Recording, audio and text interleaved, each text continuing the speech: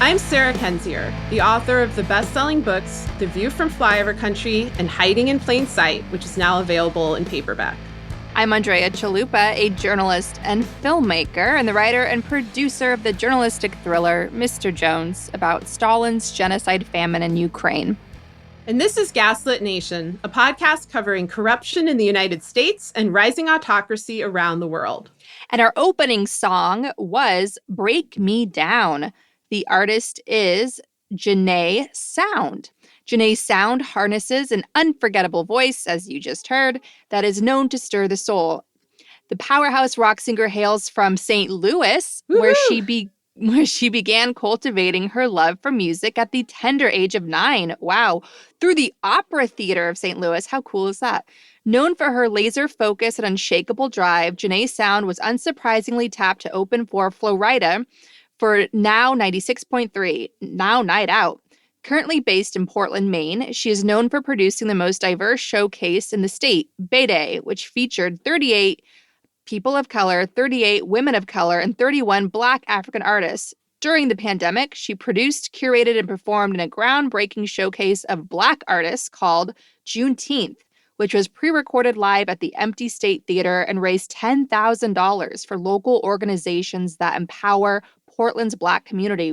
Janae Sound is also the founder of Coded by Young Women of Color, a nonprofit that educates, empowers, and engages young women of color in computer science and emerging tech like AR, VR.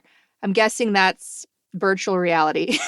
Learn more at cywok.org, CYWOC.org.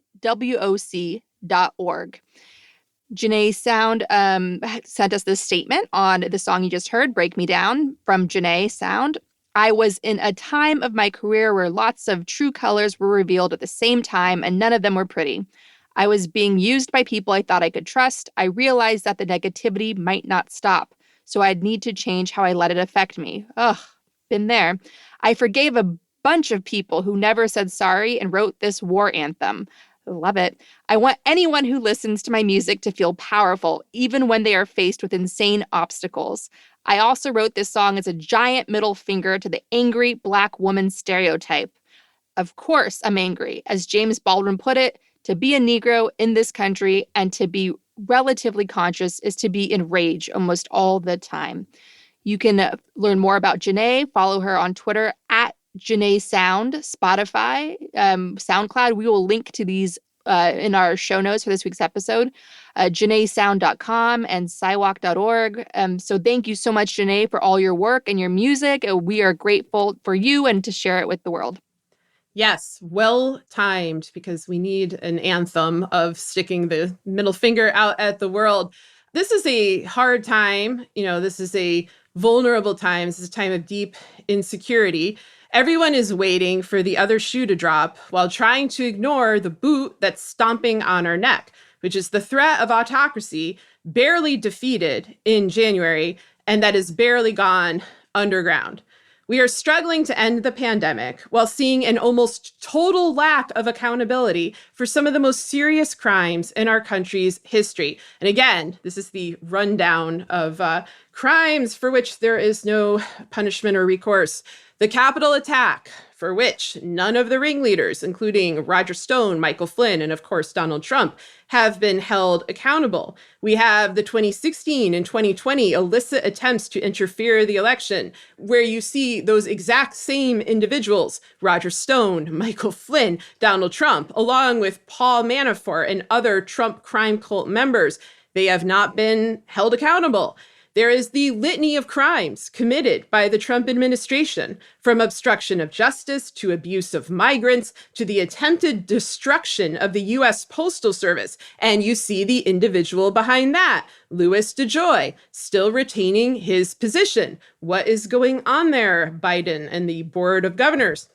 But worst of all, there has been no accountability for the Trump administration's handling of COVID, which included profiteering off death, purposefully letting the virus spread, withholding PPE from states and cities whose officials they didn't like, and lying constantly about how Americans could protect themselves, which has led to the public health disaster we still have now. And there have been some flickering signs of life within the Biden administration that indicate some accountability may be coming. We discussed some of that in regards to Russia and the sanctions that were imposed in our show a couple of weeks ago. It's been a very long month. And we will discuss more flickering signs of life later in the show. But one thing that has been exacerbating the problem is a massive change in how we access information that has taken place over the past few months or so. Our ability to find out what's happening, let alone analyze it, has been greatly marred by changes in technology and publishing. This is an ominous development for a battered democracy already scrambling for truth and transparency. And so I'm going to go over some of the changes, which you've probably noticed, but I'm not sure they've been laid out in one place very well. If they did, I couldn't see it, and you're about to find out why. All right, so as we know, the Trump money train has crashed. Trump was a boon for cable news, for print news. Les Moonves of CBS notoriously said Trump is bad for America, but great for CBS. That was the attitude a lot of people embraced. The fact that you're faced with a existential threat from a incredibly verbose madman who is also a Kremlin asset, sadistic psychopath every single day as the president meant that, news ratings and viewership and readership all went up. Trump is now underground. I keep comparing this time to his time in the early 1990s after he went bankrupt multiple times, was immersed in divorce scandals, and his, associates, people like Ivan Boesky, Michael Milken, and so on, were being arrested. And so Trump does what a good mafioso does in times of trouble. He laid low, and he's lying low now, although all of his acolytes are still running amok and causing great harm, which we're going to talk about more. So anyway, he's gone. That means everybody is scrambling. They're like, how do I get money? And one of the ways they've come up with is paywalls. You may have noticed that now, if you go to a mainstream news website, odds are pretty good you're not going to be able to read beyond the headline or beyond the tweet because it's paywalled. And, I worked in print journalism during the exact transition period from print to online from 2000 to 2003. As at the New York Daily News, I've seen people scramble around this problem, trying to stay afloat and so forth. This is a very poorly timed initiative to paywall everything, to say the least. We are living in a disinformation crisis. We are living in a public health crisis. We are dealing with information warfare. And the most accurate places, or at least semi-accurate, more accurate than average, have information that we cannot see that gets screenshot and taken out of context, or people interpreting things based on tweets. And this has an effect not just on interpreting the present, but the past. And, there's that Orwell quote about whoever controls the past controls the future. Well, we're losing access to the past. We have said over and over that Trump and his cohort's long history of criminality is in the public domain, but that is no longer true. Had we had the current situation with paywalls and so forth in 2016, I'm not sure that Andrea and I would have solved these crimes, which is unfortunately what we've been doing for 5 years, or been able to predict a lot of Trump's actions, because the context is blocked. You need to pony up for it. You need a lot of money to get it. We do not have that much money. And then to continue from there, we have reporters increasingly going independent, just like we did back in 2018, because corporate journalism allows limited freedom of speech, and it also pays incredibly poorly. So to survive, you connect directly with your audience. That's understandable. But if you are a journalist disconnected from a journalistic institution, you are now suddenly locked out of reading other people's journalism unless you pay up. Even wire services like Reuters are charging hundreds of dollars, and the average journalist cannot pay this, which means journalists are more poorly informed. This is very reminiscent of academia, which has insane paywalls where you have to pay $50 to read an article, which means that no one reads it beyond people who are already, in that small institutional order. It moves everything into irrelevance. And now I'm seeing the pattern of academia playing out in journalism. We have old problems which linger. Local news continues to be gutted. This is a trend that began in the early part of the 21st century. It accelerated rapidly after the 2008 financial collapse. It's had a terrible effect on society. I think had there been popular local newspapers still being read in 2020, the pandemic would have played out differently all over America because people trust who they know, they mourn who they know. Those sorts of local institutions are seminal to keeping up democracy. They are already dying, and that problem continues. Part of fighting autocracy is not just getting information from the media, but understanding how the media manipulates information and then deciding who can be trusted. The best way to decide who to trust is to examine a reporter or an outlet's record over time and see how it holds up. This is now impossible because it is unaffordable and inaccessible. And then you have what's maybe the most dangerous problem of all. So what's left? What remains free? Well, you've got Fox News, you've got cable TV, you've got all the local stations that have been hijacked by right-wing media corporations. You have Breitbart, you have other right-wing websites, you have white supremacist sites, you have Facebook memes, you have tweets from paid operatives, from paid trolls, you have social media gossip, you have decontextualized pieces of text with no date, no author, just floating all over the place. Disinformation is free, and it's filling in the gaps, while nearly every other source of information has been paywalled or put out of business.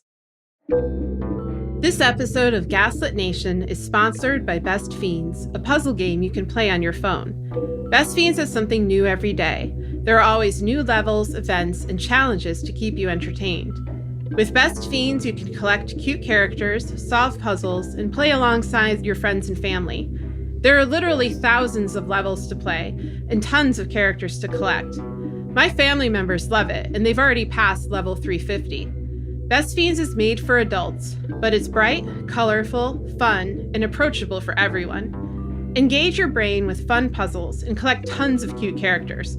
Trust me, with over 100 million downloads, this 5-star rated mobile puzzle game is a must-play.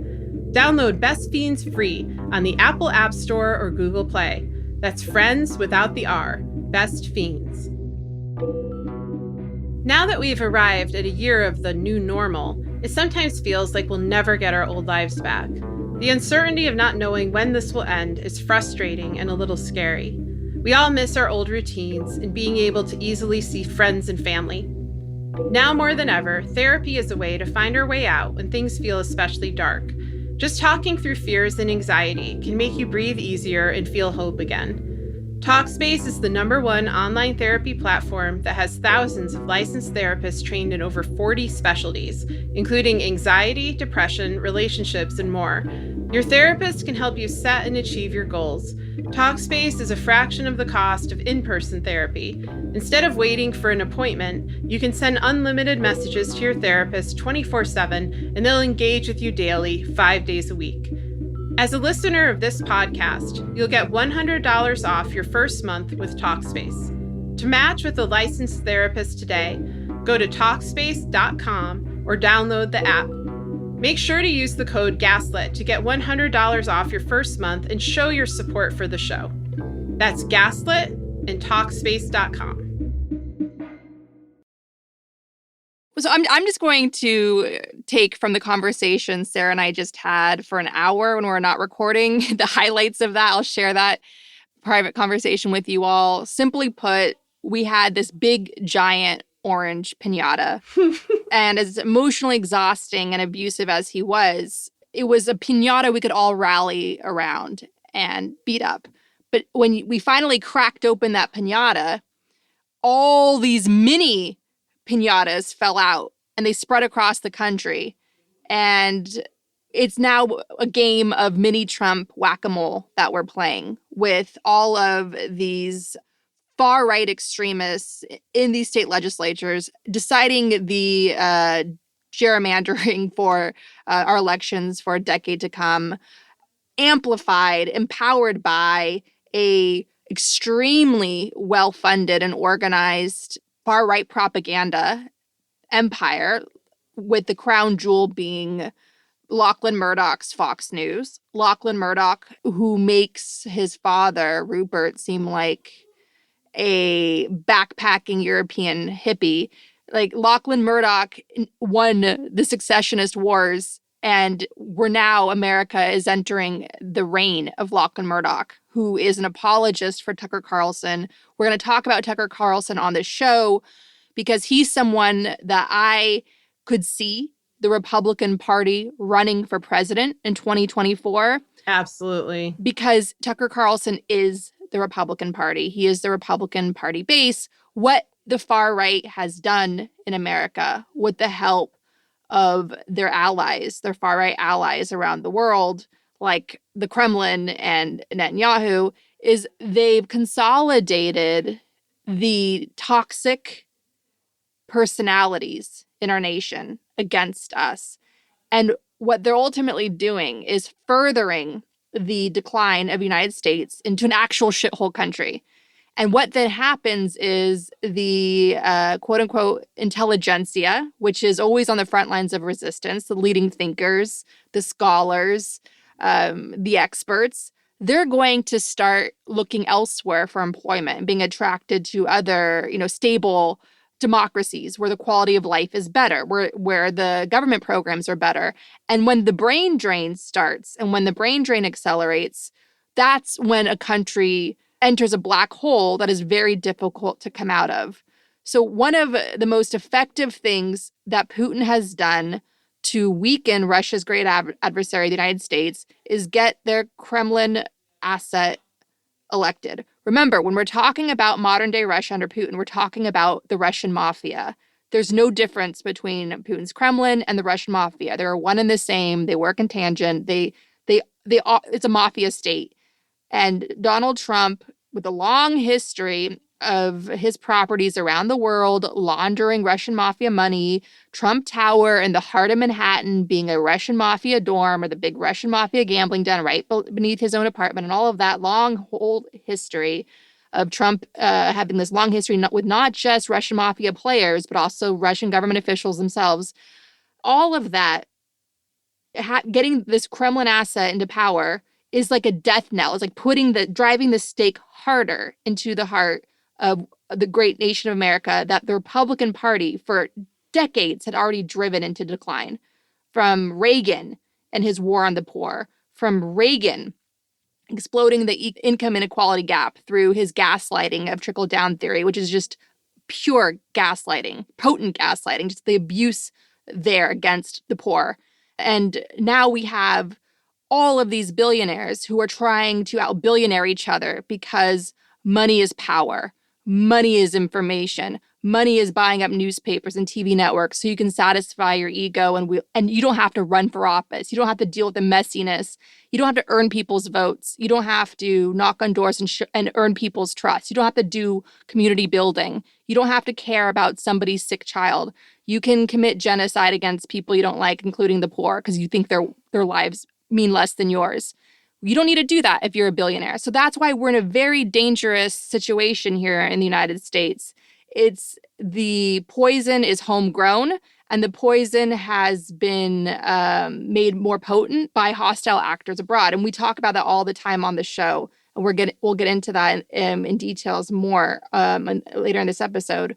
So now I'm going to speak to people in Canada, in France, in Germany, in New Zealand, in Australia. Don't think for a second what has happened to the United States can't happen where you live. Your idiots may be idiots today, and no one might be taking them seriously because of the things they say are so outlandish, but they have very powerful allies abroad, including here in the United States, including in the Kremlin, who would love to amplify them, who would love to give Mark Zuckerberg their money to amplify that disinformation, to consolidate the toxic personalities in your society, bring them together so they become a weapon that's a potent weapon that starts building political power and starts using that political power against your democracy and weakening all the protections that you hold great and dear. So watch America and the decline that has been accelerating here as a warning for what could happen in your own nation, and know that nobody is immune to the far-right virus. Yes, exactly. And I think our British listeners already know this because they've been living with Boris Johnson. They've been living with a lot of the same problems that we have. And I'm hearing increasingly from Canadians that they're now relating to our show, especially in Alberta. So we have your back, and watch it. It's a frightening thing to happen to your country, obviously. And my sympathies are with everybody who is in this boat. We've managed to partially kind of mitigate the worst damages of Trump by, well, we voted him out. And then, of course, as you know, he took it to the courts and then attempted to stage a violent coup, which people are refusing to discuss. And now we're in the aftermath. And it's obviously good that he's gone. This is incredibly rare. It's incredibly rare for a country to vote out an aspiring autocrat, especially during a pandemic, especially one who has already rearranged the rules of courts, of voting, of the postal service, of everything in order to ensure his win and longevity. And I kind of wonder what went behind the scenes those last 2 weeks that actually got him out of office, because that was truly one of the few things to surprise me.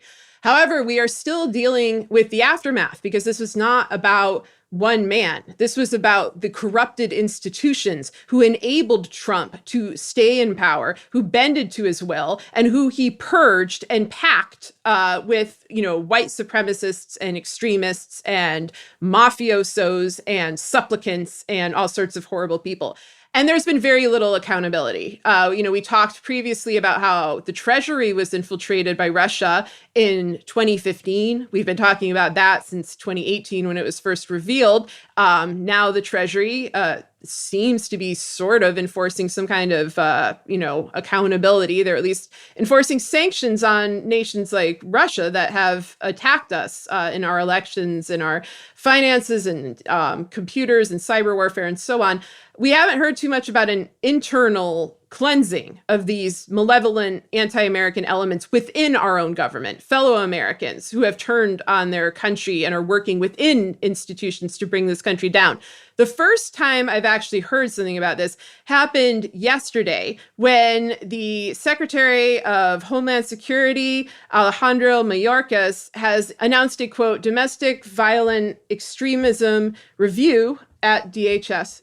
And so I'm going to just read this brief statement from him, and I will emphasize the key word to listen to for here is within. So today, Secretary of Homeland Security Alejandro and Mayorkas announced an internal review to address the threat of domestic violent extremism within the Department of Homeland Security, DHS. Secretary Mayorkas has made identifying, addressing, and preventing domestic violent extremism across our country a top priority. Domestic violent extremism poses the most lethal and persistent terrorism-related threat to our country today, said Mayorkas. As we work to safeguard our nation, we must be vigilant in our efforts to identify and combat domestic violent extremism, both within the broader community and our own organization. Hateful acts and violent extremism will not be tolerated within our department.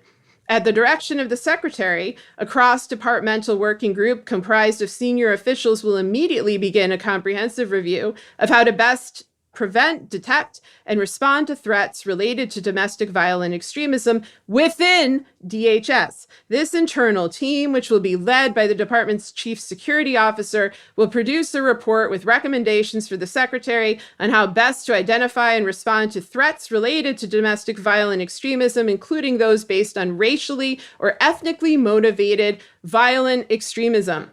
And so this is no surprise in terms of content. My only surprise, and I'm glad for this, is that they're finally acknowledging the problem. I mean, first of all, DHS has always been terrible. DHS did not exist for like half my life, and I'm not confident that it needs to exist now. I agree with Alexandria Ocasio-Cortez when she suggested abolishing the institution in light of abuses of migrants on the border, in light of what ICE has been doing, and in light of all of these violent, often white supremacist extremists who are working with utter impunity within DHS. We also saw them, ramp this up in 2020. They were detaining protesters in Portland, Oregon. They were detaining them violently. Even Tom Ridge, who was the first DHS secretary, condemned this kind of behavior. I believe they've been, sued by the ACLU. Many have called to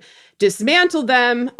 They also went through a little phase where they were sending out dog whistles, like white supremacist dog whistles that were pretty blatant. They were sending out statements like, quote, "We must secure the border and build the wall to make America safe again," that were 14 letters long. And then, saying within them that, about 88% of people agree with this. Like they did this over and over while especially Kirstjen Nielsen was in charge of this. And then they would do what they always do, which is a big, haha, just kidding. Like, why in the world would you think that we're violent white supremacists? This is back in 2018. They then went on to commit violent white supremacist acts, whether abusing migrant children and families at the border, abusing protesters fighting for Black rights. Like, people who suspected this were absolutely valid, in their suspicions. They were vindicated. And so now we're having an internal review, and that's good. I hope they update us with the results. But I am worried about, one, time running out, that we have all of these people already in this institution, and they've already been acting with impunity, for years and years. This precedes Trump. And I'm also worried that this is the only institution, to my knowledge, that has, come out and spoken openly about this problem. We've brought up the FBI and their problem of white supremacy, of protecting criminals, of having former heads of the FBI go on and work for the Russian mafia, like Louis Freeh and William Sessions did, or protect the Russian mafia, like Mueller and Comey did. We've seen their euphemistic way that they frame, quote, informants, where basically the informant is a way for the FBI to help carry out criminal activity under the guise of fighting it. That is unfortunately where we're at. Christopher Wray has continued this tradition. He needs to be removed. You may have noticed that we don't get updates about the Capitol attacks, that the FBI, of course, like all of us, knew about the Capitol attacks because they were announced on the internet beforehand. They're now pretending that they had no idea. They couldn't have possibly seen this coming.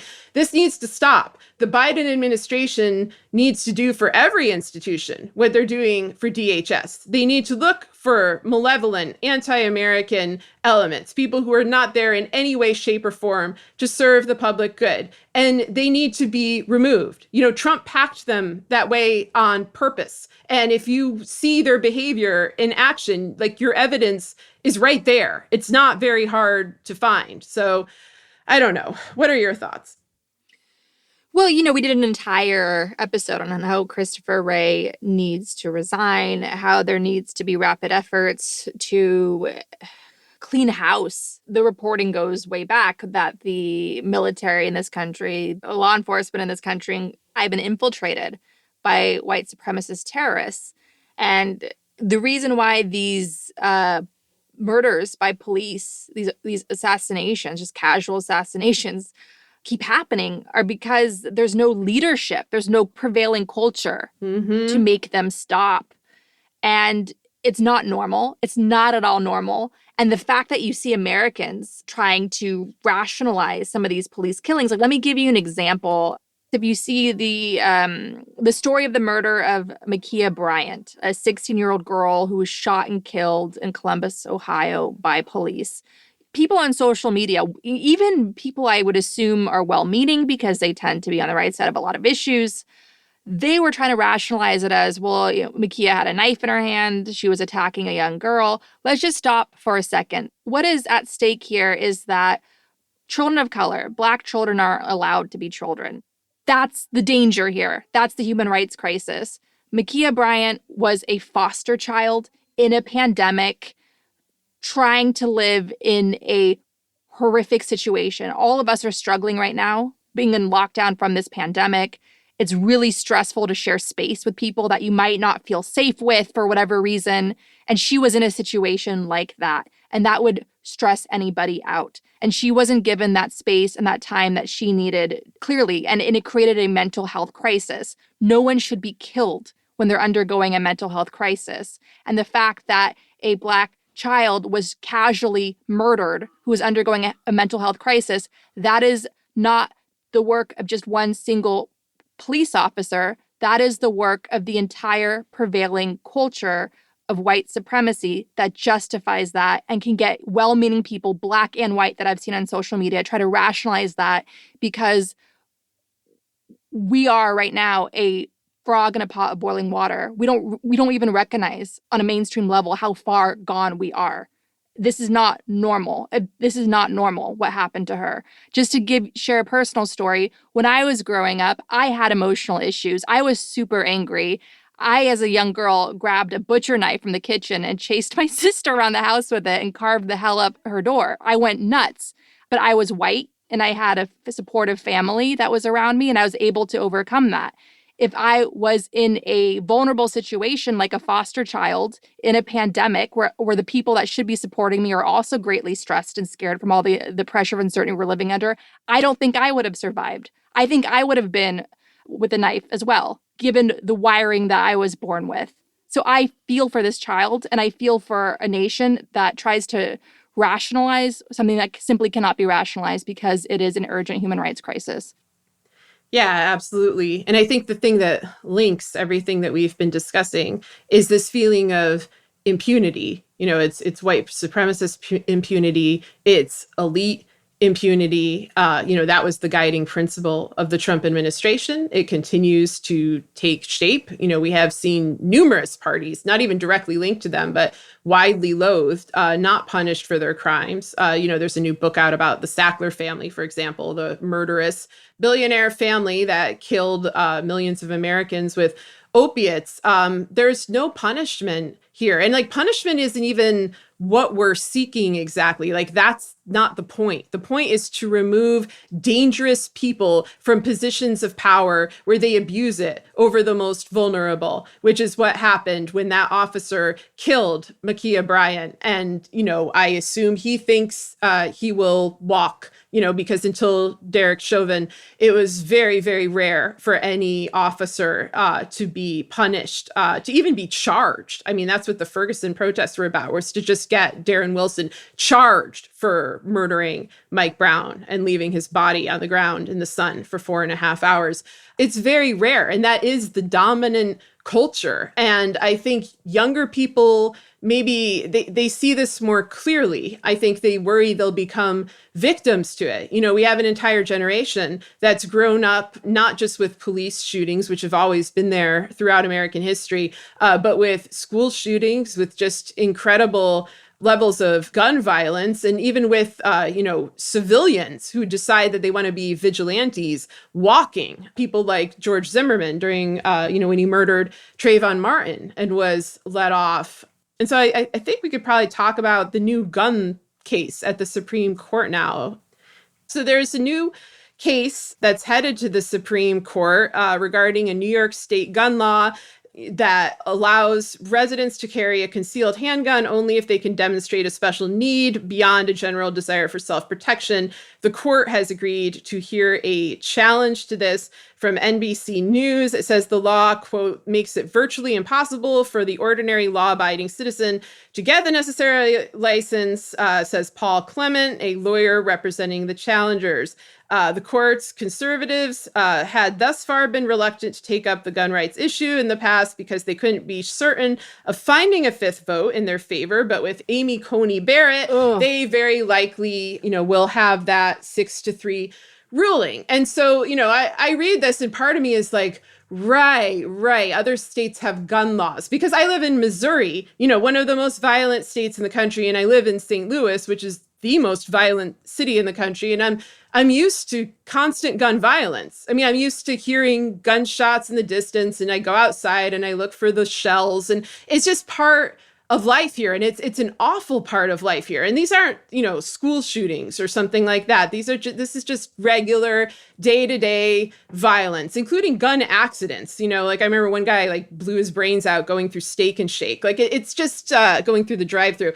We have rolling gun battles. That's like a term that was coined in Missouri for when people shoot at each other on the highway. And now they've had to close down parts of the highway because so many people are shooting at each other on the highway. Like that's what life is like here. And unfortunately, I am used to it. And as I wrote in my book, In Hiding in Plain Sight, Missourians leave their home expecting fully that they might not make it back alive. And I wrote that before the pandemic. But with this, on a national level, that they're basically moving to get rid of this for New York City, one of the most densely populated places in the country, where, I think they want to have, God, what is that movie, that Charles Bronson movie from the 70s, revived. They want to have, Death Wish. Death Wish, thank you. That could even be the name for this episode. Yes, yeah, that should be the name for the freaking law if they pass it, because that's what it is. It's a death wish, and they want white people to be able to kill with impunity. I do think that that's what's behind it, because I'm viewing this in tandem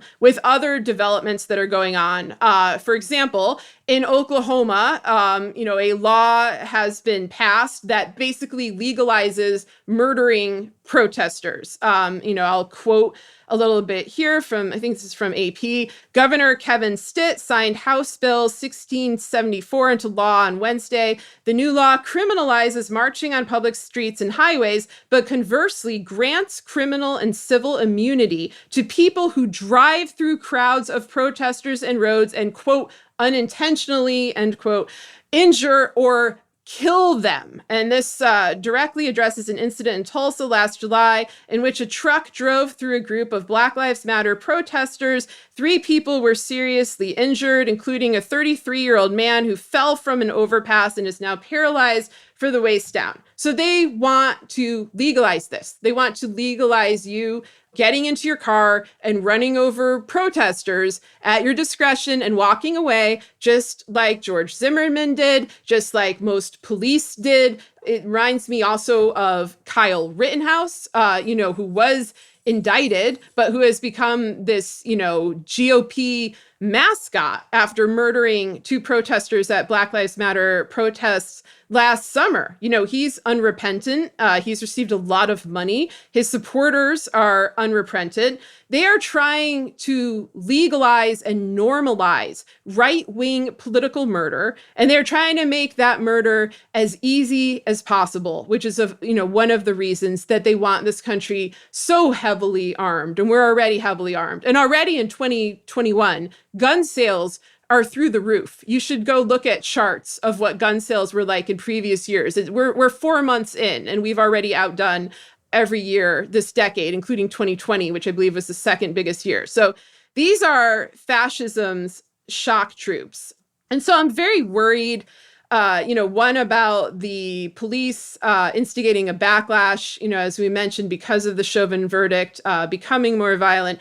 But also, we're about to re-enter society, quote unquote. Again, this is a place where everybody is different. Like I keep hearing, the outdoor mask mandate is lifted. I'm like, what mask mandate? Because I haven't worn a mask outside like all year. It like never really occurred to me to do so, unless I was like in line or something, like when I was in line to vote. But anyway, every place is different. That's something to think about as we all, as one collective nation, try to decide, well, what is safe behavior? What is good behavior? What is respectful behavior? And we've seen the mask politicized and weaponized by people on the right, most notably and most horrifically, Tucker Carlson, who is trying to get Americans who don't wear masks outside to attack children who are wearing masks. And this is one of the most revolting things I've seen thus far, to go after people's kids. He's saying that it's to have your child wearing a mask is equivalent to, beating someone in a Walmart, and that parents of those children who are wearing masks should be called by Child Protective Services and have their children taken away. Keep in mind, Tucker Carlson is friends with a number of people in the GOP who are alleged to be pedophiles. So this is really not who should be making decisions about where children should go. But, this is disgusting. Even for him, it crosses a truly horrific line. As I said, do not wear a mask outside. I really don't care if you wear a mask outside. It's not any of my business.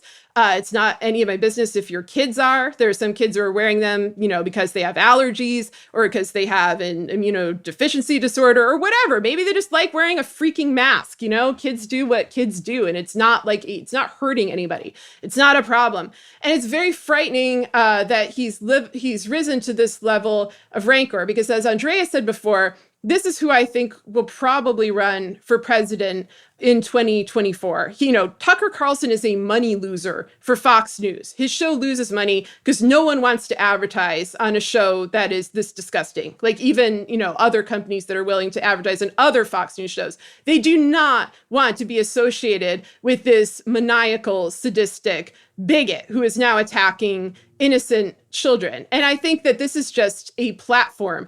And the thing is about 2024 is that who they choose as the president, as the candidate, matters less that time around than it did in 2016 or 2020, because the main way that the Republicans are trying to ensure their win is through voter suppression, is through new laws that allow GOP legislatures, state legislatures to literally throw out ballots if they don't like the results. Like they are going for a structural rigging, and whoever the actual president is, like they're just a body, it doesn't matter per se. Like it doesn't matter in the way that it did before. They're going to have less influence because it's an operation. And so somebody who's, a Trumpian demagogue type figure like Tucker Carlson, despite a total lack of policy experience and so forth, that makes sense for them. And so I could easily see them doing this. But anyway, just to conclude here, what I'm worried we're about to relive is the red summer of 1919. That was the summer after the Spanish flu had finally ended in America and people were allowed to go outside and congregate and be with each other again. And so what happened? Massive, massive white mob violence targeting Black Americans, targeting immigrants. And this, turned into growing anti-immigrant and racist legislation that was passed throughout the 1920s. And, I know everyone thinks of the 1920s as fun and flappers and F. Scott Fitzgerald and jazz and, and all that happened too. But for the most marginalized Americans, this was a deeply traumatic period that also helped shape the groundwork for the 1930s and for fascist movements worldwide, obviously most heavily in Europe, but they were on the rise in America as well. And so I see everything headed this way. It's a cultural moment. It taps into deep fear. And I understand that people are afraid. And I understand why the right wing is afraid, why people in my state of Missouri who voted for Trump, that they're afraid. They don't want freedoms taken away. Like the kind of conversations that Andrea and I have where we express our fear of the GOP. I hear people in Missouri expressing that fear of the Democrats or of Fauci or so forth. And some of those fears I think are rational. Like I don't trust big pharmaceutical companies either. I don't like the government encroaching on my life either. If Trump was in charge right now, giving out vaccines, I'd be really freaking wary of that vaccine given his track record. And so they're wary. It's very hard to reestablish trust. And I hope that we reach a point where we can. I think the way to do that, I've always said this, is to be as honest about our failures as possible. Failures across the aisle, failures that don't have a political spectrum, failures like what the Sacklers did to America. That's a prime example where unfortunately we could unite, because if we don't get rid of these manipulative, vicious elements, then we're just going to take it out on each other, which is what's been happening for years and years on end. And I don't think that that's inevitable, but I think it's likely given, the refusal to enforce accountability or to even discuss these problems in an honest and empathetic way. Very well said. Going back to the Second Amendment case that the Supreme Court is going to take up, Kavanaugh, who was, of course, his appointment to the Supreme Court was supported by groups like the National Rifle Association, the terrorist group, the NRA, which was a cutout for the Kremlin in the 2016 election and funneling their interests and money, pollinating connections between the Trump camp and the Kremlin camp. It's a terrorist organization. It's working against our democracy. And this case just holds up again, yet again, how a hostile, xenophobic, mass murdering mafia state helped bring a destructive weapon of mass destruction to power. And that weapon packed the courts, transforming 30% of the courts, transforming the Supreme Court, getting 3 judges on the Supreme Court, including the least qualified judge ever to come up for consideration, Amy Coney Barrett. So when I heard of this Second Amendment case that Kavanaugh reportedly is excited about, like he wants to see a Second Amendment issue soon. This was reported, I believe, last year. I immediately thought of you, Sarah. I immediately thought, wow, so this is what it must feel like for Sarah to live in Missouri. This feeling of cage bars, that it doesn't matter what the people vote for. It doesn't matter what the people want. Because this law is coming from super majority Democratic, bright blue New York State with a extremely well-organized grassroots engine for progress. And the fact that this law for gun control can die in the hands of a far-right court packed by a Russian mafia asset installed with the intention to further weaken our democracy, that made me feel like this is what people in Missouri must feel like, that horrible cage bar feeling. So I'm really upset about this. I'm extremely angry. And it just shows how we're going to be living with Trump for a very long time to come. Now, the second thing I wanted to comment on was Tucker Carlson. Anybody that studied authoritarianism sees him for what he is. He's a propagandist. He's there for a reason. He's extremely important to the far right winning back political power in 2022 and 2024. That is Tucker Carlson's sole purpose. They all know it. They all love him. But one thing I want to point out is from a New Yorker profile back in 2017. I'm going to read from it now. Tucker Carlson's mother, a bohemian, left the family when he was 6 and ultimately settled in France. The boys never saw her again. So I almost wonder on some level how much Tucker Carlson is working out his mommy issues on the rest of us. Just like, Trump could never live up to, pleasing Fred Trump, the abusive patriarch. It's like we're getting abused now, right? Doesn't it seem like that? Yeah, and he also, of course, is an heir to a vast fortune. Like he's an heir to I think it's Swanson Frozen Foods, to that. Yeah, his father remarried into that family. So he grew up like a, multimillionaire at the least, like really a billionaire, and still has that, doesn't need to be working at all. And yet he rails on and on and on about elites, which is what all of these elites do. It's what Donald Trump, who was born wealthy and became wealthier through fraud, did. It's what Donald Trump Jr. does now. They're always railing about the elites and, they are the elites or they wouldn't be able to have these jobs on Fox News. We've talked about this many times about nepotism and elitism in media, about it's often the sons and daughters of, CEOs and politicians and, of course, of other journalists who are bringing the news, who are keeping that circle closed, keeping it insular, keeping power away from everyday people. Fox is just as much a part of that as all of the liberal outlets that they decry. I mean, it's an across-the-board problem, yet again, that hurts ordinary people. And I hope that, opponents of Tucker Carlson, and you should oppose him because he wants child services to snatch your children. I hope that they realize that this is just manipulation. It's to get money. It's to get power. It's sadism. It's cruelty. It doesn't serve the people who they claim that it serves. I hope this is obvious to you by now, because I don't think anybody deserves to live under a Tucker Carlson administration. Right. And so what is the antidote to all this? How are we going to fight back? Well, we have to keep doing what we've been doing all along as a community. We have to slow them down. We have to fight like hell and keep showing up for each other. One of the most important things you can do is recognize that you are far more powerful than you realize. I know we're all exhausted. I know the pressure of all the uncertainty, the difficulty of trying to even imagine what is the future like. Everything is changing, and we're up against a period of guaranteed rapid changes coming for us because climate change is accelerating. Something has to give when it comes to these historic levels of income inequality. That is increasing political instability. So things are really tough for all of us right now. We're all feeling this way, this pressure.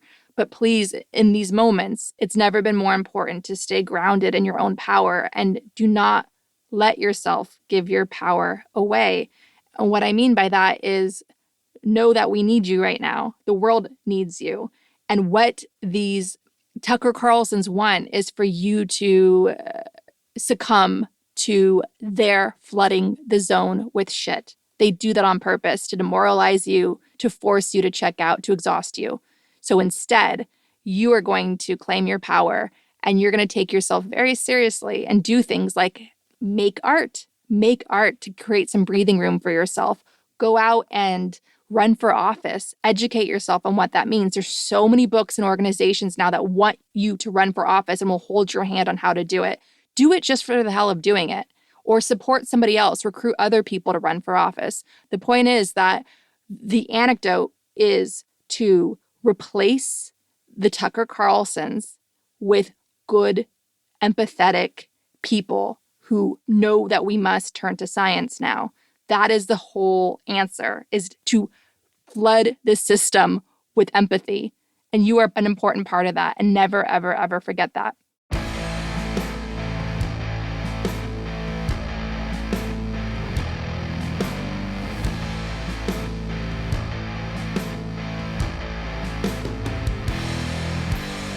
Once I'm in motion, you can't stop me, you can't slow me down. Total devotion, I'm focused, I'm gonna take your crown. Once I'm in motion, you can't stop me, you can't slow me down. Total devotion, I'm focused, I'm gonna take your crown. You took me under your wing, I thank you for that, I thank you for that. You tried to sabotage me, I won't forget that, I won't forget that. You underestimated me, so I'm coming for you, baby. Try to break me down. You don't want me, I bet you wish that I just would pack it up, take it home. You tried to break me down, but I'm still standing.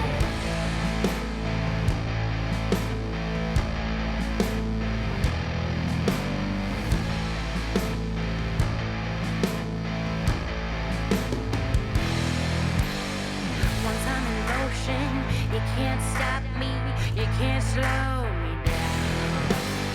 Total devotion, I'm focused, I'm gonna take your crown. Once I'm in motion, you can't stop me, you can't slow me down. Total devotion, I'm focused, I'm gonna take your crown. You helped me conquer a dream.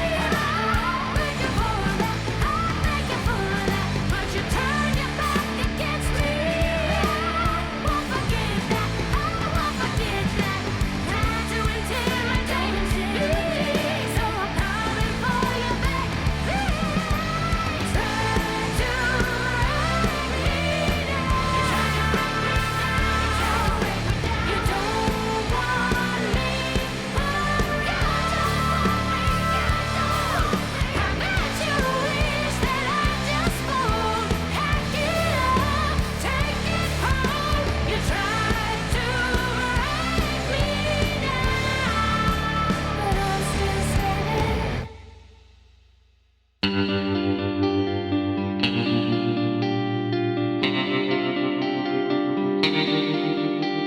Our discussion continues, and you can get access to that by signing up on our Patreon at the Truth Teller level or higher. We want to encourage you to donate to your local food bank, which is experiencing a spike in demand. We also encourage you to donate to the International Rescue Committee, a humanitarian relief organization helping refugees from Syria. Donate at rescue.org. And if you want to help critically endangered orangutans already under pressure from the palm oil industry, donate to the Orangutan Project at theorangutanproject.org and research ways on how you can cut out palm oil in your life. Gaslit Nation is produced by Sarah Kenzier and Andrea Chalupa. If you like what we do, leave us a review on iTunes. It helps us reach more listeners. And check out our Patreon. It keeps us going. And you can also subscribe to us on YouTube. Our production managers are Nicholas Torres and Carlin Daigle. Our episodes are edited by Nicholas Torres, and our Patreon exclusive content is edited by Carlin Daigle. Original music in Gaslit Nation is produced by David Whitehead, Martin Vissenberg, Nick Farr, Damian Arriaga, and Carlin Daigle. Our logo design was donated to us by Hamish Smith of the New York-based firm Order. Thank you so much, Hamish. Gaslit Nation would like to thank our supporters at the producer level on Patreon and higher. Pat, Kenny Main, John Schoenthaler, Frank Jacquette, Kenneth Reed, Ellen McGirt, Joel Farron, Larry Gasson, Erica Moore, Karen A. Deal, Nico Phillips, Brian E. Castor, Lex Reed, Andrea Scalzo, could be Andrea, could be, Melissa Howland, Karen Heisler, Jordan Sanders, Ann Bertino, Rachel Winder, T.R. Dunstan, Kim, John Millett, Michael Finn, David East, Shannon Nacy, Ida, Chris Fellow, Dodie Pop, Kristen Bredimus, Gabrielle R., Ben Wheaton, Joseph Mara Jr., Amy Timon, Rich Holcomb, Sean McDonald, Jeremy Thompson, Thomas Scheibe, Kelsey Malsom, Julie Matthews, Meganopolis, Mark, Matthew Womack, Brittany Keener, Sean Berg, Kristen Custer, Tracy Ash, Benjamin Galuza, Kai Gillis, Sharon Hattrick, Irv Robinson, Keith Gottschalk, William Barry Reeves, Janet Robinson. John Atrisk. Sorry, John Atrisk. It's spring. We've got spring fever. Richard Smith, Kevin Gannon. Sandra Collins, Are you singing the names? Katie Masouras, John Laughlin, Jeff Thompson, James D. Leonard, Evan Rosemore, Chip Salzenberg, Leo Chalupa, the definition of spring fever himself, Carol Golstad, I'm sorry, everyone. Michael Wooldridge, Greg Kreimer, Jason Benke, Marcus J. Trent, Joe Darcy, Ann Marshall, Jeremy Lewis, Trigve, Christine M., D.L. Singfield, Matt Perez, Nicole Spear, Kelly Ranson, Brian Juden, The Great Debate. I think he told us once. He told us on It's Twitter. I think it Juden. was Juden. It's with a J. Gustav Halsby. Of course, that's next. So sorry. so much- Gustav Halsby. Christy Vitale, Maureen Murphy. Michelle Dash, Jens Alstrup Alstrup. Rasmussen, Zachary Levin. Dorothy Kamerick, Victoria Olsen. Alabama, Henrik Gramius. ZW, Lisa LaFlame. Jason Bainbridge, Catherine Anderson Carina. Sarah Gray, Lawrence Graham. Mike Tripico, Diana Gallagher. John Ripley, Ethan Mann. Jennifer Slavic, Rhonda White. Piet Yitzma, David Porter. Kate Cotton, Kim Mellon. Leah Campbell, Lorraine W. Todd. Lynn Schneider, Jared Lombardo. Karen Humphreys, Giles Boquet. Ann Marshall, Irina Guardia. Eric Kaplan, Sonia Bogdanovich. Pam Paris. Tanya Chalupa. Thank you all for your support. We could not make Gaslit Nation without you.